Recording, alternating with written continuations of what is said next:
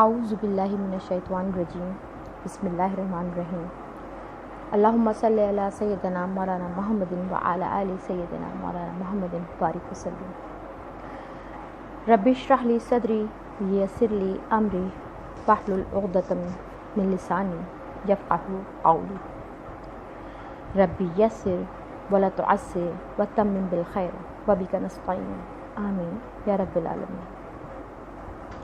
السلام علیکم ورحمۃ اللہ وبرکاتہ۔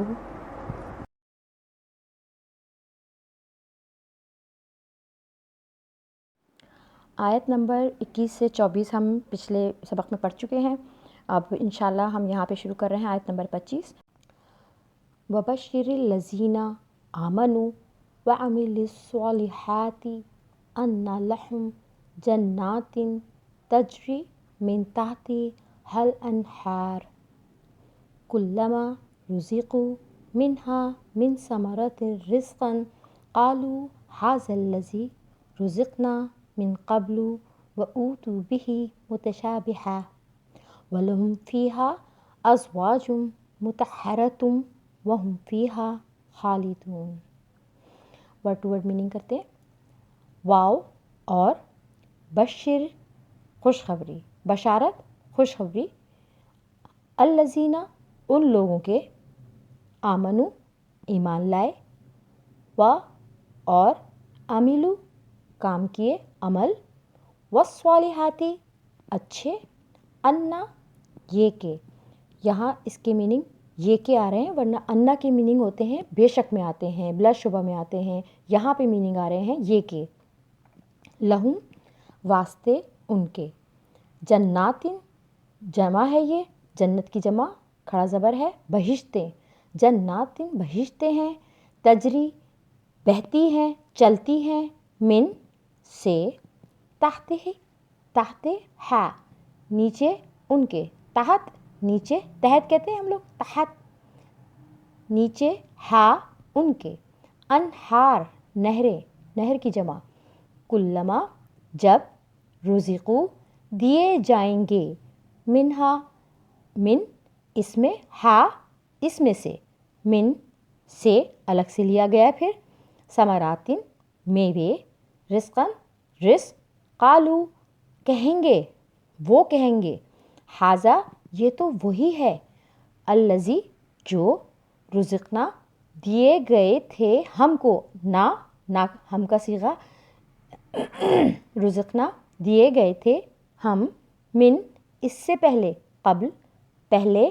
وَأُوتُوا اور لائے جائیں گے، بھی ساتھ، متشابہہ ایک دوسرے کے مشابہ، وَلَهُمْ اور واسطے ان کے، فیہا بیچ اس کے، ازواج بیویاں، بیویاں، زوج، مطہرۃ پاک ستھری، وہم اور وہ، فیہا بیچ ان کے، خالدون ہمیشہ رہنے والے۔ ترجمہ اس کا ہے، اور بشارت دیجیے ان لوگوں کو جو ایمان لائے اور نیک عمل کیے کہ بلا شبہ ان کے لیے باغات ہیں جن کے نیچے نہریں جاری ہوں گی۔ جب کبھی بیان ان کو باغوں میں سے کوئی پھل بطور غذا کے دیا جائے گا تو کہیں گے کہ یہ وہی ہے جو ہمیں اس سے پہلے دیا گیا تھا، اور ان کو ہم شکل پھل دیے جائیں گے، اور ان کے لیے ان باغوں میں بیویاں ہوں گی جو کہ پاکیزہ بنائی ہوئی ہیں، اور وہ ان باغوں میں ہمیشہ رہیں گے۔ اس میں اللہ تعالیٰ جہاں کفار کو عذاب بتانے کی بشارت بتاتے ہیں تو وہیں بشارت دے رہے ہیں اللہ تعالیٰ اہل ایمان کو، متقیوں کو، اور نیک اعمال کرنے والوں کی بشارت کے لیے تحائف اللہ تعالیٰ نے جو ہمارے لیے رکھے ہوئے ہیں، جو ہمارے لیے اللہ تعالیٰ نے انعامات رکھے ہوئے ہیں، اس کا تذکرہ ہے۔ تو یہ آیت جو ہے تقریباً 3 پارٹ پہ مشتمل ہے۔ اس کا پہلے حصے میں یہ جو بتایا گیا ہے کہ اس میں مومنین کو بشارت دی جا رہی ہے، اہل ایمان کو جنت کی بشارت دی جا رہی ہے کہ کافروں کی سزا جو اس کی سزا بتانے کے بعد اہل ایمان اعمال صالحہ والے بندوں کی جزا کا ذکر ہے۔ طرح طرح کی نعمتیں اس میں بتائی گئی ہیں۔ یہ لوگ جو جنت میں رہنے والے ہیں وہ باغوں میں رہیں گے۔ یہ باغات دارالنعیم میں ہوں گے جسے جنت کہا جاتا ہے۔ ان باغوں میں رہنے کے لیے مکان بھی ہوں گے، جیسا کہ سورہ صف میں ہے، وَمَسَاكِنَ طَيِّبَةً فِي جَنَّاتِ عَدْنٍ، فرمایا ہے ان باغات میں نہریں جاری ہوں گی جو صاف ستھرے پانی کی ہوں گی، جس میں کسی قسم کا کوئی تغیر نہ ہوا ہوگا۔ وہ دودھ کی نہریں ہوں گی جن کا مزہ تبدیل نہ ہوا ہوگا۔ شراب کی نہریں ہوں گی جو پینے والوں کے لیے لذت کا ذریعہ ہوں گی، اور صاف ستھرے شہد کی نہریں ہوں گی، جیسے کہ سورہ محمد میں ان نہروں کا ذکر فرمایا ہے کہ جو شراب وہاں پی جائے گی وہ لذت کے لیے ہوگی، اس سے نہ نشہ آئے گا اور نہ سر میں درد ہوگا۔ سورہ صافات میں فرمایا ہے، لا فیہا غول ولا ہم عنہا ینزفون، نہ اس میں درد ہوگا نہ اس سے عقل میں فطور آئے گا۔ سورہ واقعہ میں فرمایا ہے، لا یصدعون عنہا ولا ینزفون، نہ اس سے ان کو درد سر ہوگا اور نہ ان کی عقل میں فطور آئے گا۔ یہ تو اس کی نہریں اللہ تعالیٰ نے جو بتائی ہیں اس کے بارے میں بتایا کہ وہ نہریں کس طرح کی شراب طہور ہوگی۔ تو دوسری اس کا پارٹ جو ہے اس میں بتا رہے ہیں کلما رزقوا منہا والی جو آیت ہے، اس کی کچھ اس طرح سے اللہ تعالیٰ نے ڈیفائن کیا ہے کہ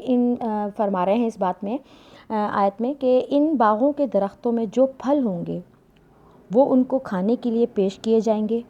اور جب کبھی بھی کوئی پھل لایا جائے گا تو وہ یہ کہیں گے یہ تو وہی ہے جو ہم نے اس سے پہلے کھایا تھا، جو ہمیں پہلے دیا گیا تھا۔ اس کی وجہ یہ ہوگی کہ وہ پھل آپس میں ہم شکل ہوں گے، اگرچہ لذت اور مزے میں بہت مختلف ہوں گے۔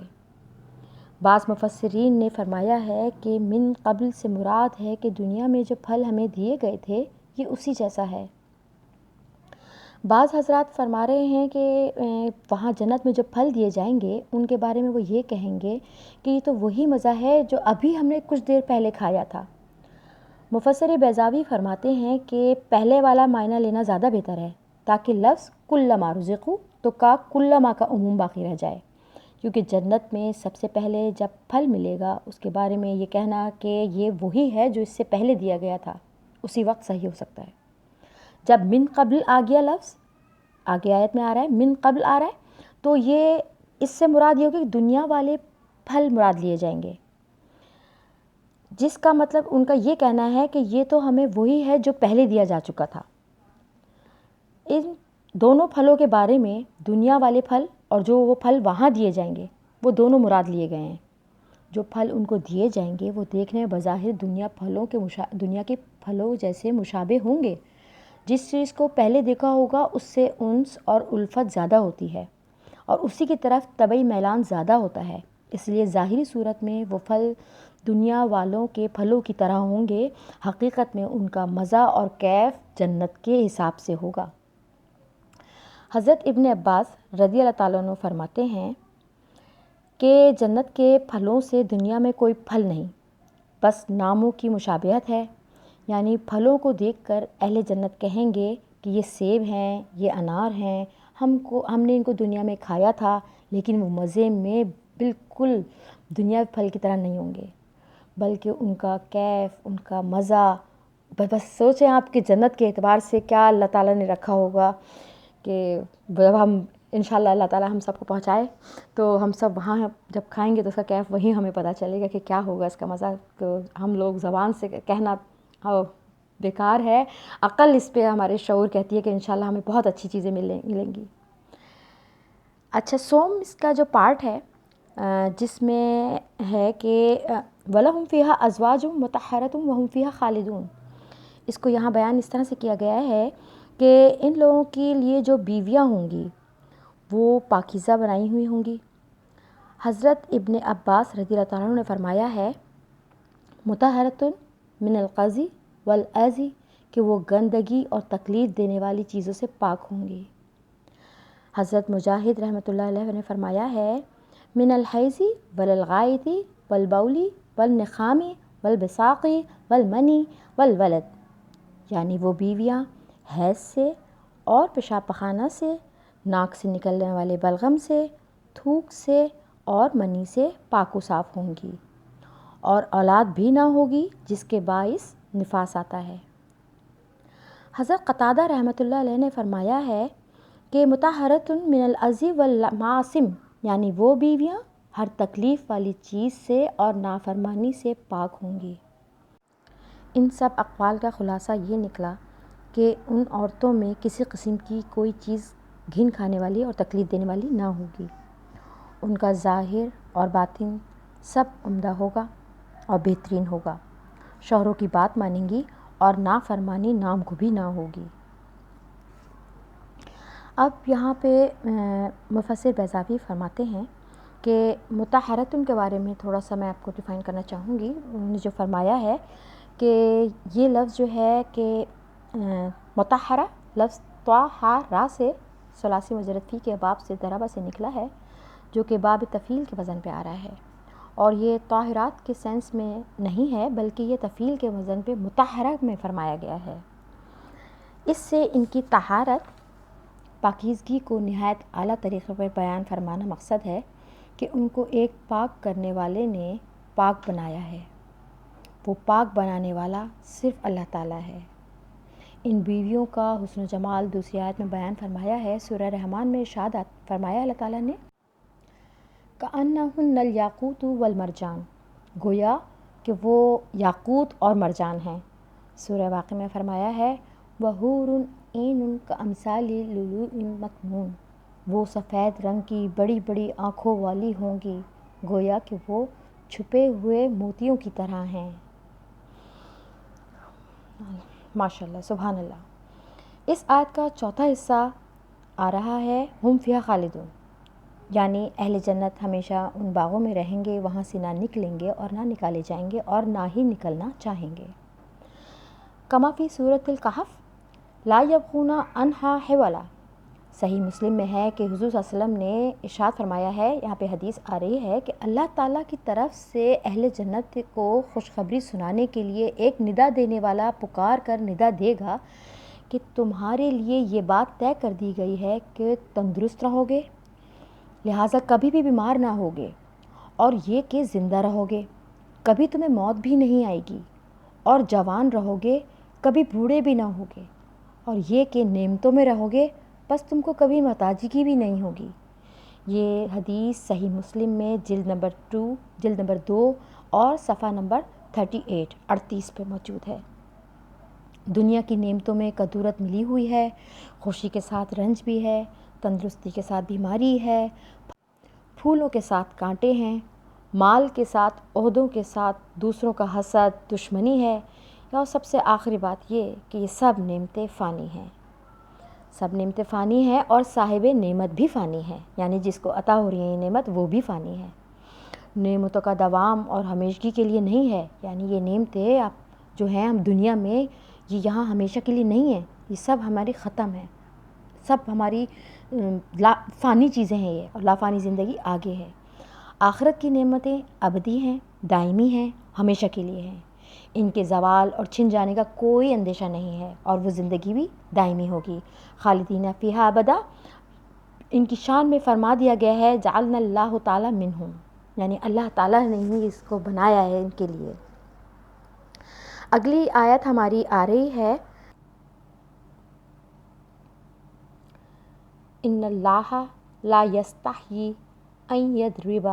مثلا ما بعودۃ فما فوقها فاما الذین آمنوا فیعلمون انہ الحق من ربہم واما الذین کفروا فیقولون ماذا اراد اللہ بہذا مثلا۔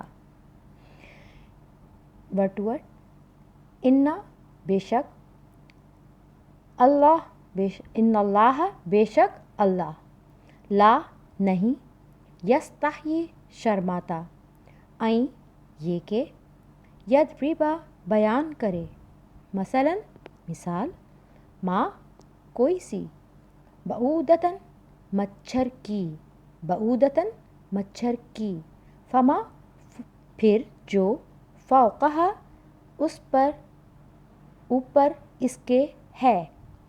فاما پس، الذین جو لوگ کے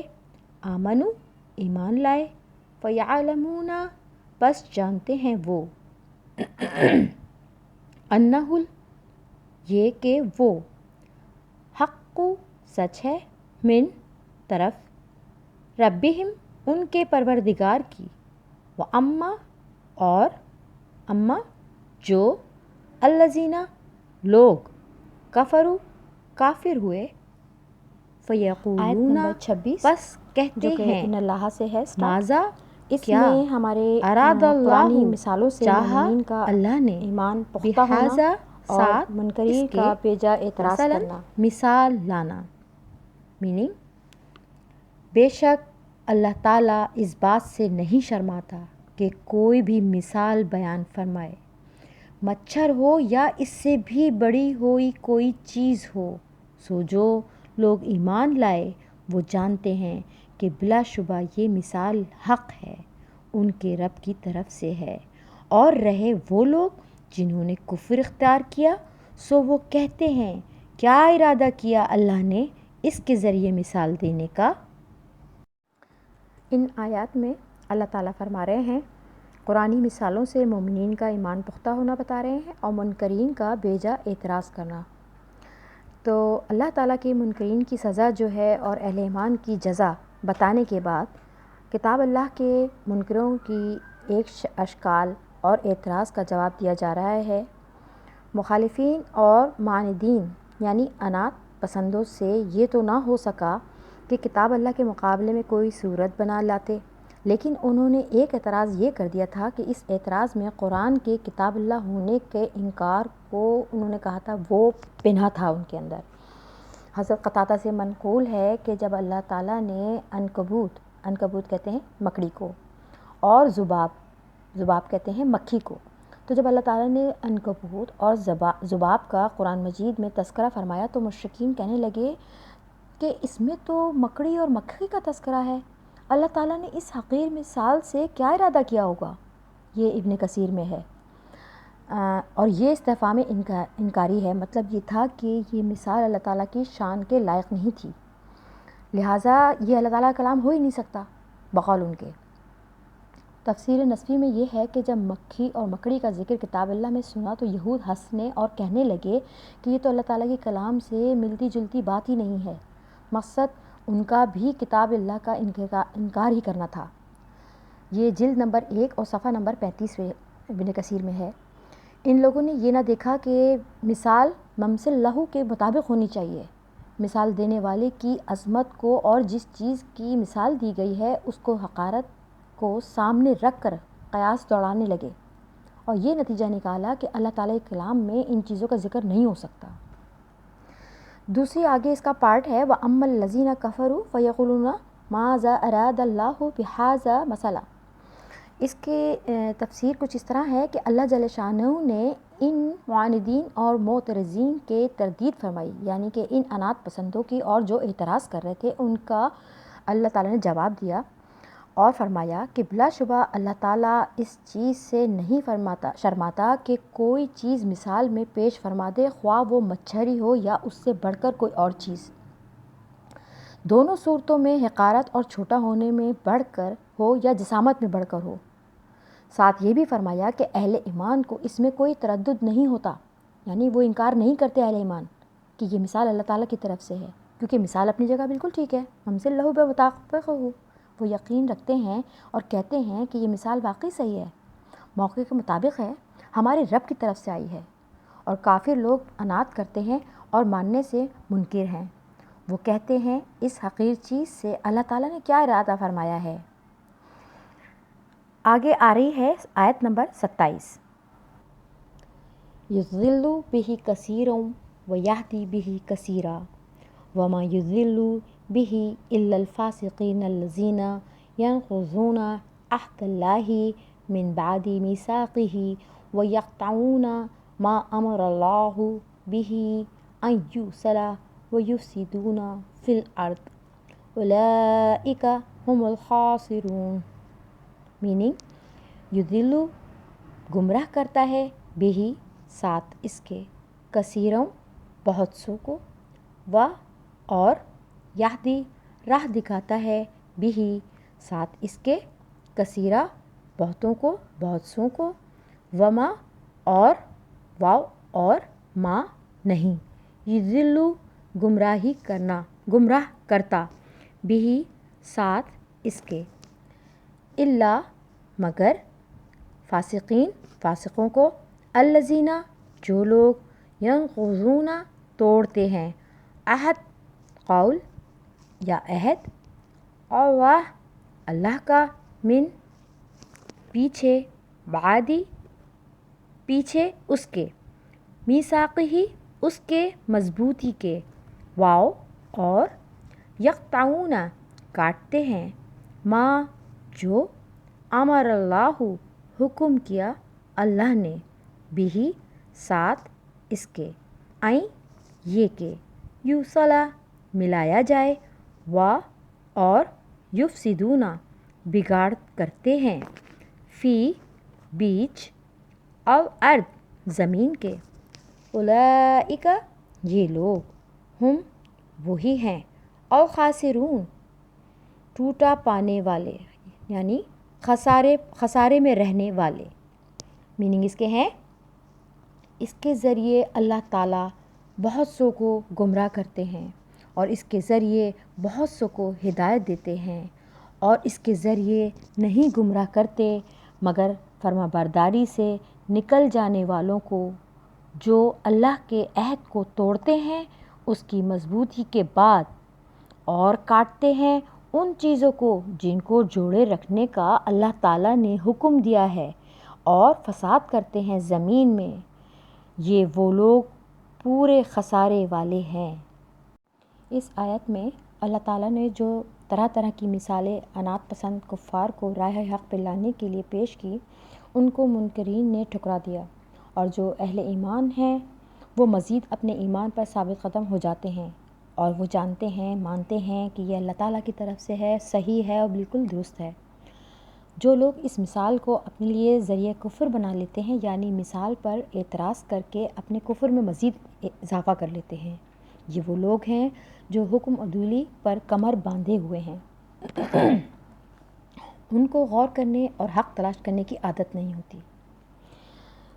اب یہاں پہ کچھ باتیں فاسقوں کے بارے میں بتائی جا رہی ہیں۔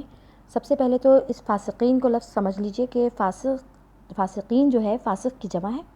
اور یہ لفظ فسق سے مشتق ہے۔ اس کے معنی ہیں حکم عدولی کرنا اور فرمانبرداری کرنا ہے، اور فرمانبرداری کرنے سے باہر ہو جانا ہے۔ یہ لفظ کافروں کے لیے بھی بولا جاتا ہے، اور جو لوگ گناہ کبیرہ کرتے ہیں یہ ان کے لیے بھی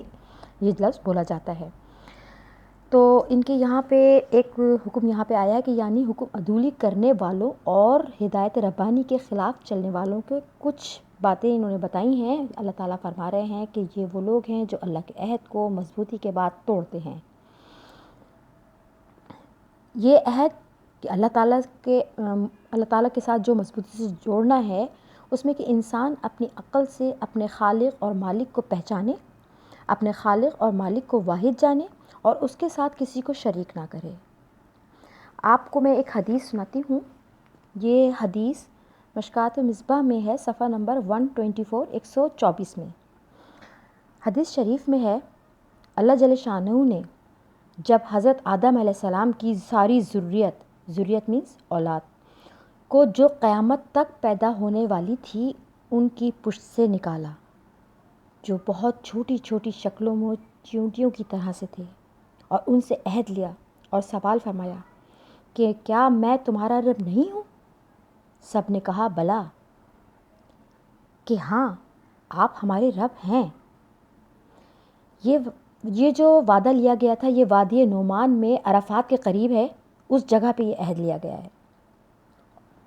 سورہ اعراف میں، قرآن پاک میں سورہ اعراف میں یہ آیت اس طرح سے آئی ہے، وَإِذْ أَخَذَ رَبُّكَ مِنْ بَنِي آدَمَ مِنْ ظُهُورِهِمْ ذُرِّيَّتَهُمْ وَأَشْهَدَهُمْ عَلَىٰ أَنفُسِهِمْ أَلَسْتُ بِرَبِّكُمْ قَالُوا بَلَىٰ میں اس کا عہد کا ذکر ہے۔ یہ عہد سب نے کیا۔ پھر اللہ تعالیٰ نے دنیا میں اس عہد کے یاد دلانے کے لیے حضرات انبیاء علیہ السلام کو جن حدیثوں میں اس عہد کا ذکر ہے ان میں یہ بھی ہے کہ اللہ تعالیٰ نے ان کے اقرار کے بعد فرمایا کہ میں 7 آسمانوں اور 7 زمینوں کو تمہارے اوپر گواہ بناتا ہوں اور تمہارے باپ آدم کو بھی تم پر گواہ بناتا ہوں۔ قیامت کے دن تم یہ نہ کہنے لگو کہ ہمیں پتہ نہ تھا۔ تم جان لو کہ میرے سوا کوئی معبود نہیں اور میرے سوا کوئی رب نہیں، اور میرے ساتھ کسی چیز کو شریک نہ کرنا۔ میں تمہاری طرف رسول بھیجوں گا جو تم کو میرا یہ عہد اور میثاق یاد دلائیں گے۔ میثاق وعدہ، ایک عہد کرنے کو میثاق مدینہ جیسے آپ کو کہا تھا، تو میثاق یاد دلائیں گے، یہ وعدہ یاد دلائیں گے۔ اور تم پر اپنی کتابیں نازل کروں گا۔ انہوں نے کہا کہ ہم اس بات کے گواہ ہو گئے ہیں کہ آپ ہمارے رب ہیں اور آپ ہمارے معبود ہیں، اور ہمارے لیے آپ کے سوا کوئی رب نہیں ہے اور آپ کے سوا ہمارا کوئی معبود نہیں ہے۔ چنانچہ سب نے اس کا اقرار کیا۔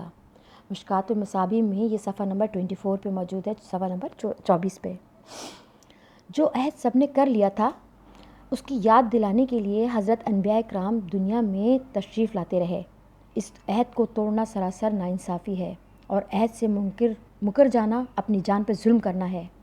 اللہ تعالیٰ نے اہل کتاب سے وعدہ عہد لیا ہے کہ جو کتاب تمہارے پر نازل کی گئی ہے اس کو تم لوگوں کے سامنے بیان کرو گے، چھپاؤ گے نہیں۔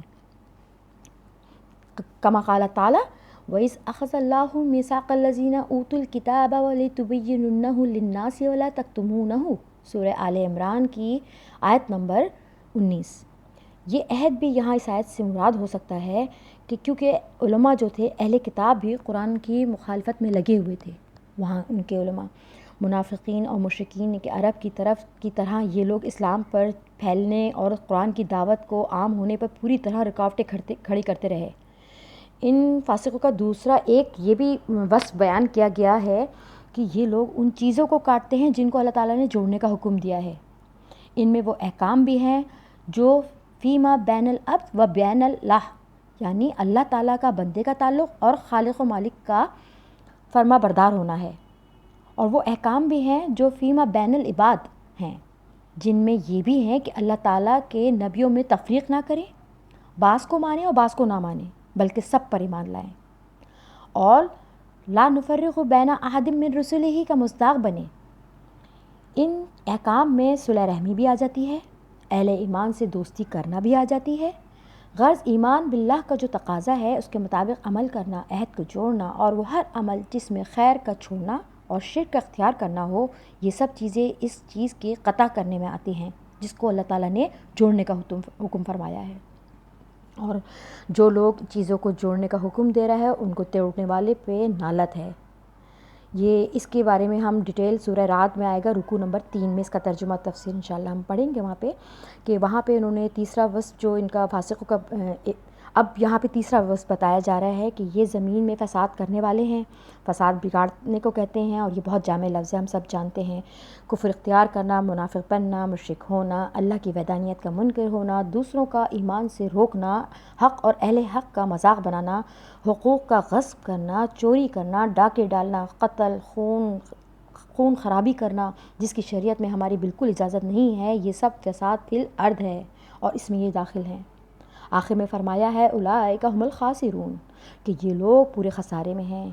یہ لوگ اپنے خیال میں یہ سمجھے ہوئے ہیں کہ ہم بہت کامیاب ہیں، ایمان نہ قبول کر کے اور منافقت اختیار کر کے دنیا کے فائدوں کو ہاتھ سے جانے نہ دیا انہوں نے، اور انہوں نے دنیا کو حقیر فائدوں پہ نظر کر لی اور پکڑ لی، حاصل کر لی، اور آخرت کے دائمی عذاب کے مستحق بنے جس سے بڑھ کر کوئی بڑا خسارہ نہیں ہے۔ اگلی آیت ہماری آ رہی ہے آیت نمبر 28۔ کیف تکفرون باللہ وکنتم امواتا فاحیاکم ثم یمیتکم ثم یحییکم ثم الیہ ترجعون۔ لفظی ترجمہ کرتے ہیں۔ کیفا کیوں کر، تکفرون کفر کرتے ہو تم، باللہ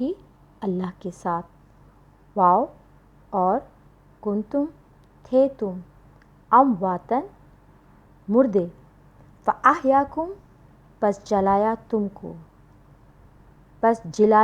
کو، ثم پھر، یمیتکم مردہ کرے گا تم کو، ثم پھر،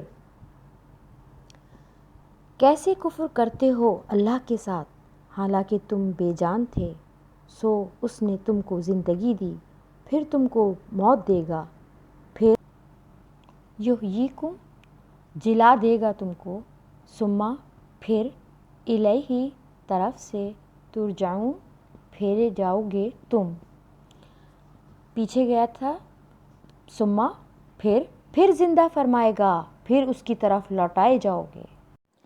اس آیت میں دعوت توحید کو دوبارہ بیان کیا جا رہا ہے کہ اس میں پھر دعوت دی گئی ہے. یا ایھا الناس اعبدوا میں دی گئی تھی اور ارشاد ہو رہا ہے کہ تم اپنے خالق و مالک کے کیسے منکر ہو رہے ہو اور اس کی توحید کے کیسے انحراف کر رہے ہو، حالانکہ اس نے تم کو وجود بخشا ہے. تم نطفے کی حالت میں بے جان تھے، سو اللہ تعالیٰ نے تم کو زندگی دی، تمہارا جسم بنایا، اس میں روح پھونکی. عقل کا تقاضا ہے کہ ایسی ذات پاک پر ایمان لائیں اور کفر اختیار نہ کریں.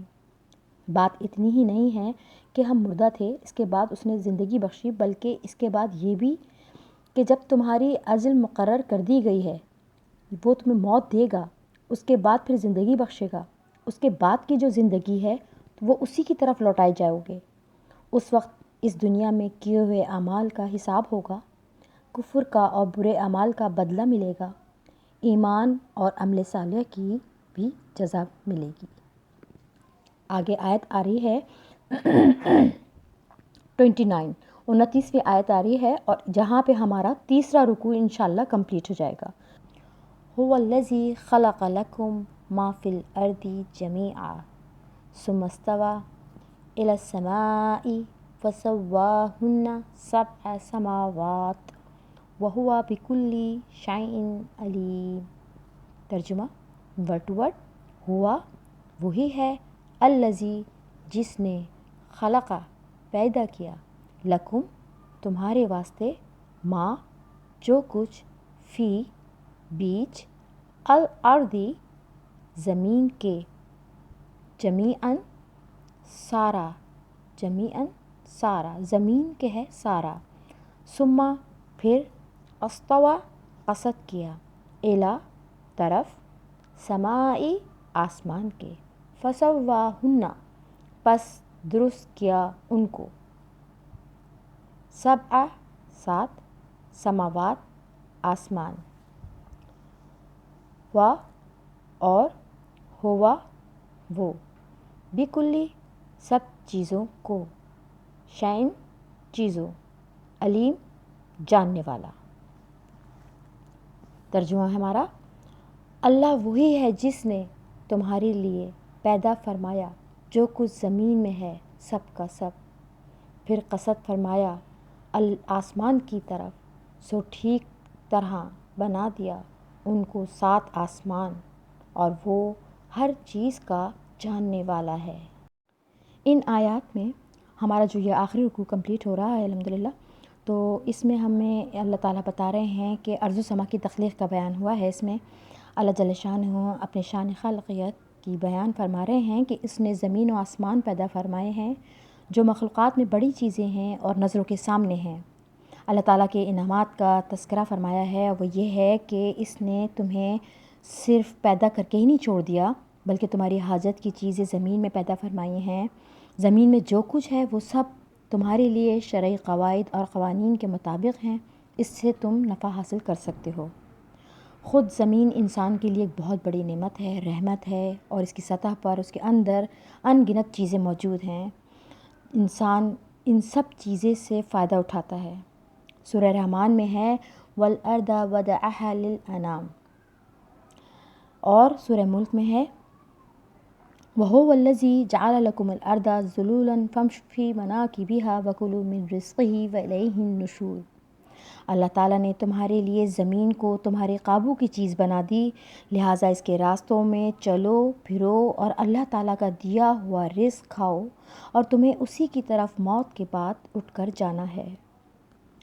زمین سے نکلنے والے چھوٹے بڑے درخت، پھل، میوے، معدنیات اور طرح طرح کی چیزیں جن کی گنتی بیان سے باہر ہے، یہ سب اللہ تعالیٰ کی ہی نعمتیں ہیں، انسان کے لیے پیدا کی گئی ہیں. انسان کو ان کے استعمال اور ان کے پیدا کرنے والے کا شکر گزار ہو.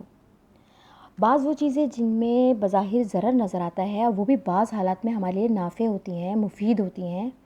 مثلاً سانپ، بچھو اور سنکھیا تک سے دوائی بنائی جاتی ہے، البتہ نفع مند بنانے کی تدبیریں ہیں، وہ بھی اللہ تعالیٰ نے ذہنوں میں ڈالی ہیں۔ اس آیت میں یہ بھی معلوم ہوتا ہے ہمیں کہ اس کو اس طرح سمجھ لیں کہ استعمال کے ہمیں طریقے بھی سکھائے ہیں۔ اسی طرح یہ بھی ضروری ہے کہ اس کے شرعی قوانین کے مطابق استعمال کیا جائے۔ مثلاً کوئی شخص کسی کی ملکیت غصب بھی نہ کرے، نافع چیز کو اپنے لیے ضرر کی چیز نہ بنا لے، حرام چیزیں استعمال نہ کرے۔ اس میں کچھ مسائل آتے ہیں جو کہ معلوم کرنے سے بہتر ہے آپ پتہ کر لیں اور پھر اس کے بعد اس کو اپلائی کر سکتے ہیں ہم لوگ کہ کون سی چیزیں اس میں حرام میں آ رہی ہیں، کون سی چیزیں ضرر میں آ رہی ہیں۔ پھر اس کے بعد اس کے استعمال اللہ تعالیٰ نے فرمایا ہے کہ اس کے استعمال شروع کریں۔ اس آیت سے اور سورہ حامیم سجدہ کی آیت قُلْ أَإِنَّكُمْ لَتَكْفُرُونَ بِالَّذِي خَلَقَ الْأَرْضَ فِي يَوْمَيْنِ سے معلوم ہوتا ہے کہ زمین پہلے پیدا فرمائی اور اس کے بعد آسمان کی طرف توجہ فرمائی جو دھواں تھا، اس کے 7 آسمان بنا دیے، جو کہ سورہ نازعات میں اس طرح فرمایا ہے رفع سمکاہا فسواہا وأغطش لیلہا وأخرج ضحاہا والأرض بعد ذلک دحاہا، یعنی آسمان کی چھت کو بلند فرمایا، اس کو ٹھیک بنایا، اس کی رات کو تاریک بنایا اور اس کے دن کو ظاہر فرمایا اور اس کے بعد زمین کو پھیلایا۔ ان سب آیات کے ملانے سے معلوم ہوا کہ اول زمین کا مادہ بنایا اور اس کے بعد اس کے اوپر بھاری بھرکم پہاڑ پیدا فرمائے، پھر 7 آسمان بنا دیے جو بنانے سے پہلے دھوئیں کی صورت میں تھے اور اس کے بعد زمین کو موجودہ صورتحال میں پیدا فرما دیا گیا ہے۔ اس میں آگے بتا رہے ہیں کہ سورہ حامیم میں آیا ہے کہ یہ جو وحی دخان اس کے 7 آسمان بنائے گئے ہیں، فسواہن 7 سماوات، یعنی آسمان کا مادہ جو دھوئیں کی صورت میں تھا اس کا ذکر سورہ حامیم میں بتایا ہے کہ وہ ایک دھوئیں کی صورت میں تھا اور 7 آسمان اس کے بنائے، ٹھیک بنائے، ان میں نہ کجی تھی، نہ پھٹن ہے، نہ شگاف ہے، نہ کسی قسم کا کوئی نقص ہے۔ 7 آسمان جو اوپر نیچے تہ بتہ بنے ہوئے ہیں ان میں کسی قسم کا کوئی خلل نہیں ہے۔ سورہ ملک میں فرمایا ہے وَهُوَ الْعَزِيزُ الْغَفُورُ الَّذِي خَلَقَ 7 سَمَاوَاتٍ طِبَاقًا مَا تَرَىٰ فِي خَلْقِ الرَّحْمَٰنِ مِن تَفَاوُتٍ فَارْجِعِ الْبَصَرَ هَلْ تَرَىٰ مِن فُطُورٍ، اور وہ زبردست ہے بخشنے والا جس نے تہ بتہ 7 آسمان پیدا فرمائے، تو خدا کی خالقیت میں کوئی فرق نہیں دیکھے گا، سو تو نگاہ ڈال کر دیکھ لے تو اس میں کوئی خلل دیکھ رہا ہے؟ سورہ قاف میں فرما رہے ہیں اللہ تعالیٰ افلم ينظروا الى السماء فوقهم کیف بنیناها وزیناها وما لها من فروج، کیا انہوں نے نہیں دیکھا آسمان کی طرف، اپنے اوپر ہم نے اس کو کیسا بنایا اور اس کو کیسی زینت دے دی ہے، اس میں کوئی شگاف نہیں ہے۔ سورہ بقرہ کی آیت بالا کے آخر میں فرما رہے ہیں رب تعالیٰ وَهُوَ بِكُلِّ شَيْءٍ عَلِيمٌ، یعنی اللہ تعالیٰ ہر چیز کو جاننے والا ہے۔ اتنے بڑے آسمان، اتنی بڑی زمینیں اور ان میں جو کچھ اب ہے اور جو کچھ آئندہ ہوگا، جو کچھ پہلے تھا اور ان کے سوا بھی جو کچھ ہے، ان سب کا پورا کا پورا علم اللہ تعالیٰ کو ہے۔ جو انسان اور جنات دنیا میں آئے ہیں ان کی ہدایت بھیجی ہے، ان میں مومن بھی ہیں، کافر بھی ہیں، فرما بردار بھی ہیں، نافرمان بھی ہیں، ہدایت قبول کرنے والے بھی ہیں اور اس سے منہ موڑنے والے بھی ہیں۔ اللہ تعالیٰ کو ہر ایک کے عقیدے اور عمل کا علم ہے، ہر ایک کے عقیدے اور عمل کے مطابق اس کو جزا و سزا دے گا۔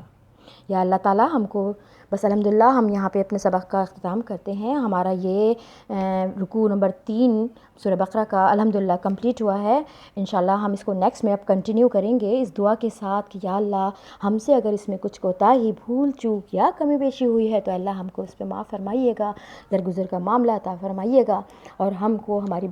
ہماری بخشش کا سامان فرما دیجیے، ہمارے سینوں میں محفوظ کر دیجیے، اس پہ ہم سب کو عمل کرنے کی توفیق عطا فرمائیے۔ اللہ اس میں ہمارا دل لگائیے، اس کا اجر ہمیں، ہمارے ماں باپ کو بھی دیجیے، آمین یا رب العالمین۔